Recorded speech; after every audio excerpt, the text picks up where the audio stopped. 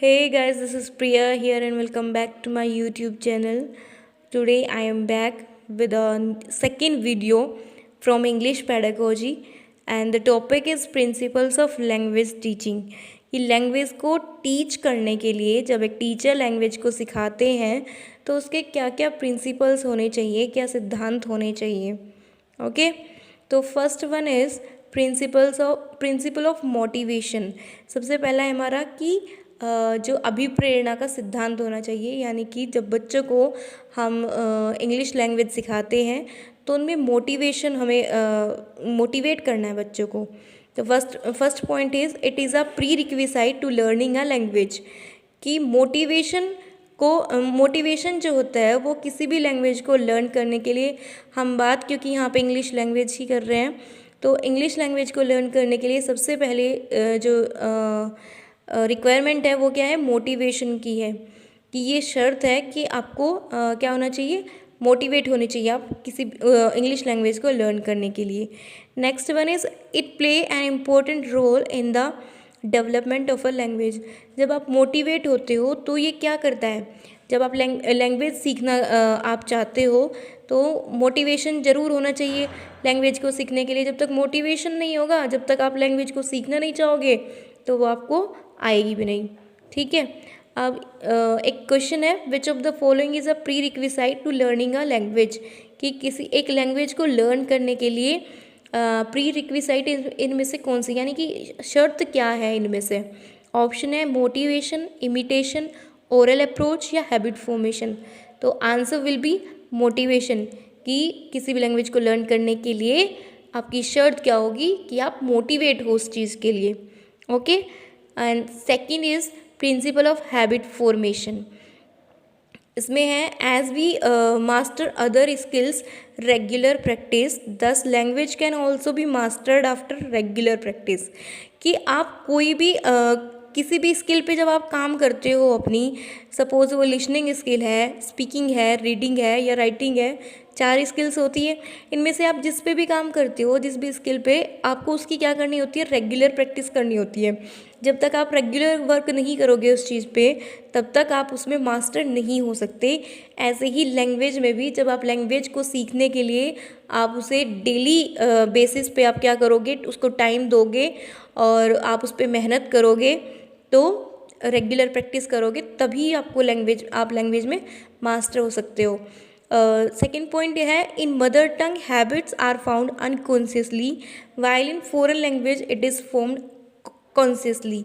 कि जब आप मदर टंग में आपकी कोई भी हैबिट होती है, सपोज आप किसी से खाना मांग रहे हो या आप किसी से बात कर रहे हो अपनी मदर टंग में कर रहे हो, तो वो अनकॉन्शियसली आ जाती है, वो आपके माइंड में, अचेतन मन में आपके आ जाती है. वो आपको उसके लिए प्रैक्टिस नहीं करनी होती है. लेकिन जब आप फ़ॉरेन लैंग्वेज को या आप इंग्लिश लैंग्वेज को सीखते हो तो उसमें क्या होता है, वो कॉन्शियसली आती है कि आपको क्या करना होता है, उस पर प्रैक्टिस करनी होती है. Okay. And third point is principle of imitation, अनुकरण का सिद्धांत. A child imitates his teacher very much, the teacher must become a good model for the children. कि जो एक बच्चा होता है, एक स्टूडेंट होता है, वो अपने टीचर को हमेशा इमिटेट करता है, अपने टीचर का अनुकरण करता है बहुत ज़्यादा. ठीक है. तो जो टीचर है, टीचर को एक रोल मॉडल बनना चाहिए अपने स्टूडेंट्स के लिए, अपने बिहेवियर को और अपनी लैंग्वेज को हमेशा अच्छा रखना चाहिए. अब टीचर इंग्लिश लैंग्वेज सिखा रहे हैं, इंग्लिश लैंग्वेज सिखाने के लिए टीचर को भी तो हमेशा इंग्लिश में ही बात करनी पड़ेगी बच्चों से. अब हम लैंग्वेज इंग्लिश सिखाएंगे बच्चों को और बात हम हिंदी में कर रहे हैं, तो क्या बच्चे खुद ही बोलेंगे कि सर तो खुद हिंदी में बात कर रहे हैं, मैम तो खुद हिंदी में बात कर रही है, तो हम इंग्लिश कैसे लर्न करें. तो इसलिए टीचर को क्या होना चाहिए, गुड मॉडल बनना चाहिए अपने बच्चों के लिए, क्योंकि बच्चे जो है अपने टीचर को ही इमिटेट करते हैं. And second point is tape recorder, radio and gramophone can also B use for the set purpose. और हम क्या कर सकते हैं कि रेडियो का, टेप रिकॉर्डर का, ग्रामोफोन का, क्योंकि आजकल पॉडकास्ट का टाइम है, तो हम इनको लैंग्वेज को सिखाने के लिए हम इन सब का भी यूज़ कर सकते हैं. And the fourth one is principle of practice and drill. यानी कि जब रिपीटिशन हम किसी भी चीज़ का करते हैं, जैसे मैथ्स के क्वेश्चन होते हैं, मैथ्स के क्वेश्चन को हम बार बार उस एक्सरसाइज को करके देखते हैं, या कोई भी फॉर्मूला हम लर्न करते हैं तो उस फॉर्मूले को हम बार बार लर्न करते हैं, उसे रिपीट करते हैं। आगे जाने से पहले, नेक्स्ट कुछ भी याद करने से पहले हम पीछे जो हमने पढ़ा होता है उसको हम रिपीट करते हैं, तो उससे क्या होती है, वो स्टेबल रहती है वो चीज़ हमारे माइंड में। वैसे ही इंग्लिश लैंग्वेज है। It is said that practice makes a man perfect. और जैसे कहा भी जाता है कि जो प्रैक्टिस जब हम करते हैं, बार बार करते हैं, तो वो किसी भी इंसान को क्या बनाती है, परफेक्ट बनाती है। वैसे ही as mention above, language is a habit forming process and habit comes from practice. कि लैंग्वेज क्या है, एक हैबिट फॉर्मिंग प्रोसेस है। किसी भी लैंग्वेज को हम लर्न करेंगे, हम बात क्योंकि यहाँ पे इंग्लिश लैंग्वेज की कर रहे हैं, तो उसकी हमें हैबिट कब होगी, जब हम उसके बार बार हम उसको क्या करेंगे, प्रैक्टिस करेंगे, उसको बार बार रिपीट करेंगे। Repetition of things at proper interval should be done. और जैसे कि अभी मैं आपको बता रही थी कि रिपीटेशन जो है वो बार बार हमें एक पार्टिकुलर इंटरवल ऑफ टाइम पे हमें रिपीटेशन करना चाहिए। ओके, एंड द लास्ट जो हमारा प्रिंसिपल है वो होगा principle of oral approach. It is the quickest way of learning.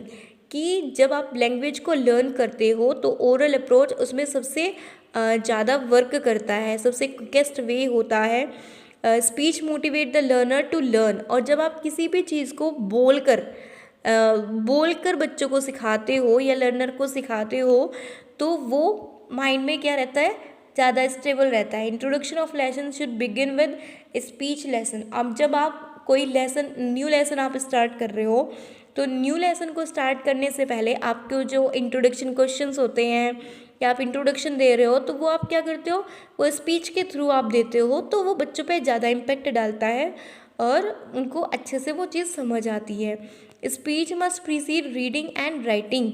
और रीडिंग और राइटिंग से पहले क्या होनी चाहिए, आपकी स्पीच होनी चाहिए। या किसी भी चीज़ को सिखाने से पहले आपको उसे ओरली बताना चाहिए, तब वो चीज़ आपको अच्छे से लर्न होगी। वैसे ही लैंग्वेज के केस में है कि लैंग्वेज को सिखाने से पहले आपको थोड़ा क्या है, उसके बारे में इंट्रो देना चाहिए स्पीच के थ्रू, ताकि वो चीज़ स्टेबल रह सके माइंड में।